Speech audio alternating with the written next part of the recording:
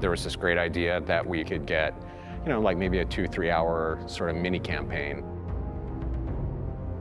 Well, that was the original plan. Not quite what happened, but since we pretty much ended up making a full game. The game gets more and more ambitious, and then next thing you know, it's not like anything you've worked on before. We knew that we wanted to keep what was great, that people loved about the Halo experience, that 30 seconds of fun over and over again. We knew we had to preserve that, but at the same time, give it an ODST spin. We wanted to try something that we'd never done before, and I think that means breaking the mold of what people expect from Halo. Here's an engine, here's a story, you got a year, go.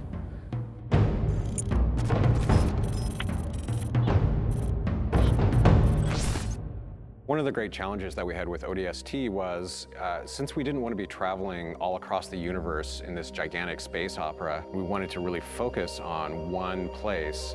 The hub was the single most technical thing that we've ever accomplished in the Halo engine. There was a lot of work done to try to come up with smart ways that we could build the city. It's definitely the biggest environment that we've made in any Halo game. We spent a lot of time trying to figure out how can we maximize the space without freaking out all the artists, and I think we figured out how to maximize the space really well. I don't think we ever figured out that second part too well. We want the player to have this open, visceral, you're in the city experience. We started experimenting with playing with elevation, playing with building shapes. It's a city that you actually completely walk through. Each BSP is directly alongside the other BSP. You walk through a door and you go into the other BSP. The road structure is not straight, it's diagonal, it's also multi-layered. I don't think we kind of realized how big the city would get. We basically had to build very specific tech that would give the AI the right type of behavior. We had the technology, we called it Squad Patrol. No matter where you were inside the hub, there would always be a certain amount of noise, a certain amount of enemy presence there that we could ratchet up and ratchet down depending on what we needed it to do.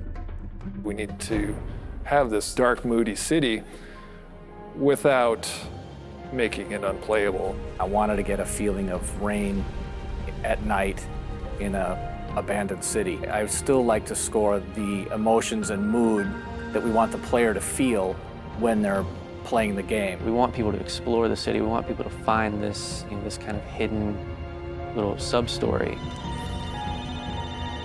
What if the phones rang? You're alone, you're in the city, you're trying to unravel a mystery. That's the feeling you have every time you're the rookie. What's fun about being an ODST? How's he different than the Master Chief? What kind of problems does he face versus the Chief? If they're not the walking tank, they really have to pick up weapons that they're going to use. There were things that we added. The silenced submachine gun and the silenced pistol are absolutely the best tools for the job.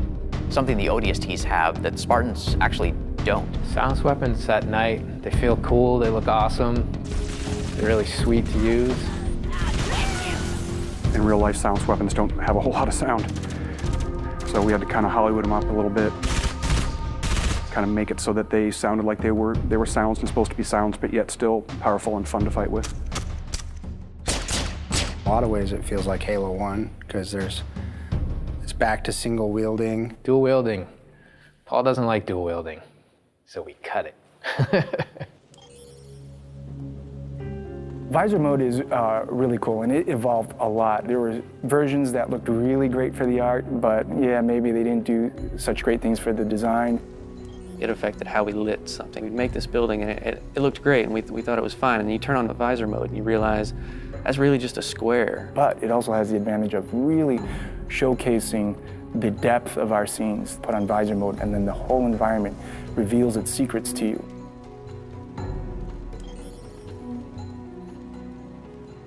You know what sucks about big cities?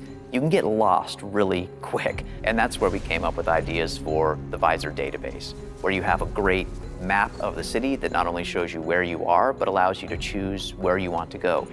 If you don't have that tool to help you navigate the city. You're never gonna find the high action flashback scenes, which we were banking on to be the core fun of the game. It's a very simple idea. It was an amazing struggle to get there.